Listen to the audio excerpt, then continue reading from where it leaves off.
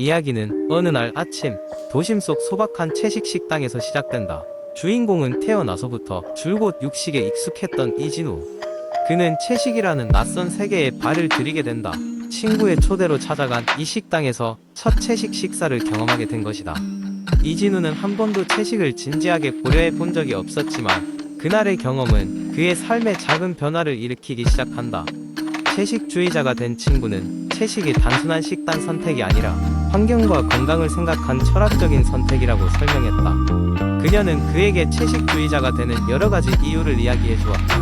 육식이 환경에 미치는 영향, 공장식 축산의 윤리적인 문제, 그리고 채식주의가 건강에 주는 긍정적인 효과 등에 대해 설명했다.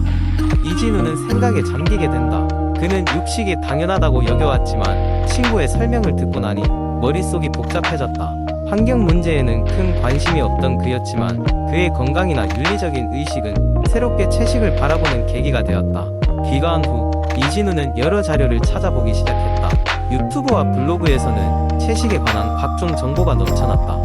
그는 자연 환경과 에코시스템에 대한 대규모 농업의 영향, 채식이 몸에 주는 긍정적인 효과 등에 대해 점점 더 많이 알게 되었다. 채식은 심혈관 질병의 위험을 낮추고 체중 관리를 도우며 만성 질환을 예방하는 데 효과적이라는 사실이 그의 마음을 움직였다. 그러나 채식이 그저 장점만 있는 것은 아니었다. 그는 채식주의자들이 영양소를 어떻게 섭취하는지에 관해 많은 의문을 품었다. 특히 단백질, 비타민 B12, 철분, 오메가-3 지방산 등 필수 영양소는 대부분 동물성 식품에 포함되어 있는 경우가 많다. 이진우는 이를 보충하기 위해 다양한 대체 식품과 영양제를 찾아보고 전체적인 식단을 재구성해야 한다는 점을 깨달았다. 채식과 육식을 비교 분석하며 그는 육식의 장점도 쉽게 배제할 수 없음을 알게 되었다. 육류는 단백질의 우수한 공급원이며 철분과 비타민 B12 같은 영양소를 자연스럽게 채울 수 있는 식품이다. 아울러 육식이 제공하는 고유의 맛과 식감은 그 자체로 많은 사람들에게 큰 즐거움을 준다. 이진우는 점진적으로 채식을 시도해보기로 결심했다. 완전히 채식주의자가 되겠다는 목표가 아니라 플렉시테리언이 되어 자신의 삶에 맞게 적절한 균형을 찾아보기로 한 것이다. 그는 일주일에 몇 번은 채식 기반의 식단을 시도해보고 나머지는 육식을 포함한 균형 잡힌 식단을 유지하기로 했다. 이 이야기는 채식과 육식에 대한 깊이 있는 이해를 추구하는 여정을 제시한다. 이진우의 여정은 단순한 식단의 변화가 아닌 그의 생활 전반에 걸친 긍정적인 변화의 시작이라 할 수 있다. 각자의 건강과 환경, 윤리에 대한 가치관에 따라 식단을 어떻게 조정할 것인가는 결국 자신의 손에 달려있다. 그리고 이러한 선택이 우리 삶에 있어 어떠한 영향을 미칠지에 대한 깊은 고민이 필요한 시점임을 깨닫게 만든다. 두 번째 이야기, 아침 햇살이 부드럽게 방안을 비추기 시작할 때 많은 사람들은 새로운 하루의 시작을 맞이합니다. 아침 식사는 하루의 가장 중요한 식사로 자리 잡았고 그 이유는 명확합니다. 아침 식사는 우리 몸에 에너지를 공급하고 신진대사를 촉진하며 전반적인 건강을 유지하는 데 핵심적인 역할을 합니다. 첫 번째로, 아침 식사를 통해 우리는 하룻밤의 공복 상태를 끝낼 수 있습니다. 수면 동안 우리는 긴 시간 동안 아무것도 먹지 않으므로 아침에 일어나면 우리의 몸은 에너지가 필요합니다. 특히 포도당, 즉 뇌의 주된 에너지원이 공급되어야 합니다. 아침을 먹지 않고 하루를 시작하게 되면 몸은 부족한 에너지를 보충하기 위해 근육의 단백질을 분해합니다. 이는 장기적으로 근육량 감소와 기초 대사율 저하로 이어질 수 있으므로 피해야 할 상황입니다. 아침 식사를 건강하게 시작하는 방법 중 하나는 균형 잡힌 식단을 구성하는 것입니다.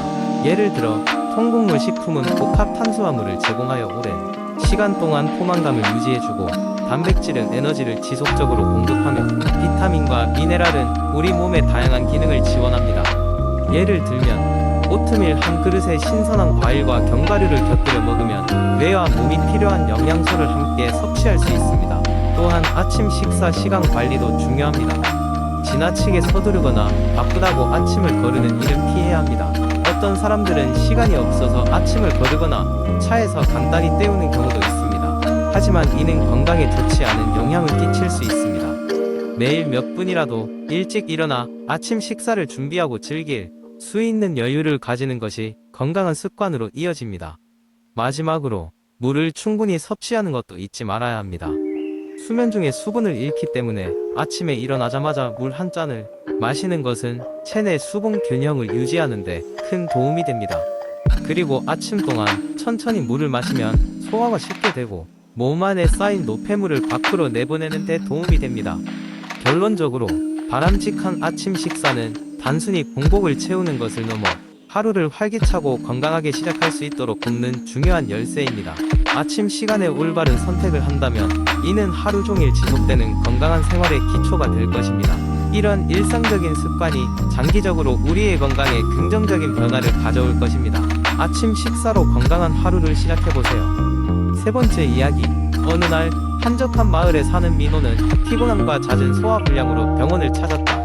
의사는 민호에게 간 건강이 좋지 않다는 진단을 내렸고 즉각적인 조치가 필요하다고 경고했다. 민호는 건강을 되찾기 위해 생활 방식의 변화를 주기로 했다. 민호는 우선 식습관을 바꾸기로 결심했다.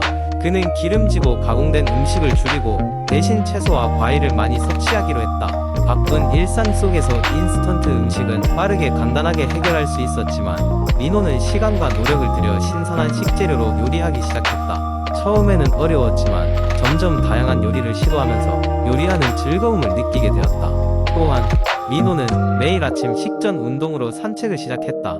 처음에는 몇 분 걷는 것조차 힘들었지만 꾸준히 하다 보니 어느덧 걷는 거리가 늘어나고 산책하는 동안 신선한 공기를 마시며 마음의 여유까지 얻을 수 있었다. 산책을 통해 민호는 아침의 상쾌함과 하루를 시작하는 활력을 느꼈고 이러한 작은 습관이 자신에게 주는 영향을 실감했다. 민호는 하루에 물을 많이 마시는 습관도 들였다. 간의 원활한 기능을 위해서는 충분한 수분 섭취가 필요하다는 것을 알게 되었고 물병을 항상 가지고 다니면서 틈날 때마다 물을 조금씩 마셨다. 처음에는 귀찮게 느껴졌지만 물 마시는 습관을 들인 후 몸이 한결 가벼워지고 피부도 좋아졌다는 것을 깨달았다. 또한 민호는 일찍 자고 일찍 일어나는 규칙적인 수면 습관을 가졌다. 건강한 간을 위해서는 충분한 휴식이 필요하다는 것을 알고 있었지만 실제로 시간을 정해 잠자리에 드는 것은 큰 도전이었다. 그러나 몇 주가 지나고 나서는 야근과 잠자리 스트레스가 줄어들고 몸과 마음이 한결 편안해졌다. 마지막으로 민호는 스트레스를 받았을 때 이를 해소하기 위한 방법을 찾았다. 요가와 명상은 스트레스를 완화하고 마음의 안정을 찾는데 큰 도움이 되었으며 특히 명상을 한 후에는 마음이 맑아지고 긍정적인 생각으로 채워졌다. 이러한 경험을 통해 민호는 작은 습관 하나, 그 효과가 그의 생활 전체에 긍정적인 변화를 가져온다는 것을 깊이 깨달았다. 이렇게 생활 속 작은 습관은 간 건강을 지키는 데 중요한 역할을 했다.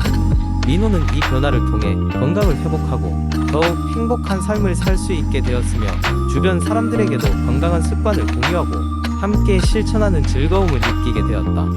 네 번째 이야기. 현대 사회에서 우리는 디지털 기기에 둘러싸여 살아갑니다. 스마트폰, 노트북, 태블릿 등 손쉽게 정보를 얻고 소통할 수 있는 도구들이지만 이러한 편리함은 때때로 우리의 정신건강에 부정적인 영향을 미치기도 합니다. 정보의 홍수 속에서 우리의 두뇌는 쉴 틈이 없고 끊임없는 알림들은 우리의 주의를 산만하게 만듭니다. 그래서 나는 의식적으로 디지털 디톡스라는 결정을 내리게 되었습니다. 디지털 디톡스, 이는 말 그대로 전자기기들로부터 자신을 잠시 동안 해방시키는 것을 의미합니다. 이것이 과연 나에게 어떤 효과를 줄지 반신반의했지만 점점 피로해져 가는 나의 정신 상태를 감안했을 때 시도해볼 만한 가치가 있다고 판단했습니다. 첫 번째 단계는 명확한 계획입니다. 주말 동안 디지털 디톡스를 실행하기로 결정했습니다. 금요일 저녁을 시작으로 일요일 밤까지 디지털 기기를 사용하지 않는 것이 목표였습니다. 어려워 보였지만 두려움 반 기대 반으로 시작했습니다. 디톡스를 시작하자마자 처음에는 불안감이 몰려왔습니다. 휴대전화 없이 대체 무엇을 해야 할지 막막했습니다. 그러나 시간이 지나면서 자연의 소리와 주변 환경에 집중할 수 있게 되었고 오랜만에 느껴보는 평온함이 찾아왔습니다. 그 주말 동안 나는 아침 햇살 아래서 조깅을 했고 평소에 읽지 못했던 책을 읽었습니다. 그리고 친구들과 함께 공원에서 만나 진실한 대화를 나누기도 했습니다. 스마트폰의 알림 없이도 대화에 집중할 수 있었고 상대방의 말에 온전히 귀를 기울일 수 있었습니다. 디지털 디톡스의 가장 큰 수혜는 휴식입니다. 머릿속이 더 이상 쉴 새 없이 돌아가지 않고 새로운 아이디어가 떠오르기 시작했습니다. 내면의 평화는 나에게 창의력과 집중력을 찾아다 주었습니다. 이런 경험 이후로 나는 일정한 주기로 디지털 디톡스를 실천하고 있습니다. 완전히 전자기기에서 벗어나는 것은 아닐지라도 일정 시간 동안 일과나 개인 시간을 디지털 사용이 아닌 다른 활동에 투자하는 것입니다. 이 경험을 통해 배운 것은 디지털 기기를 사용하는 시간을 관리함으로써 얻을 수 있는 정신적 건강의 중요성입니다.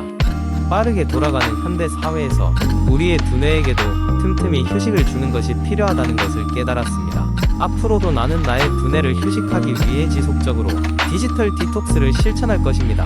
5번째 이야기. 어느 늦은 밤 지친 하루를 마무리하고 드디어 잠자리에 누웠지만 잠이 오지 않아 뒤척이고 있는 나를 발견했다. 시계는 자정을 넘어서고 있었고 내일 아침 일찍 중요한 발표가 있었기에 잠을 자야 한다는 압박감이 더욱 크게 느껴졌다.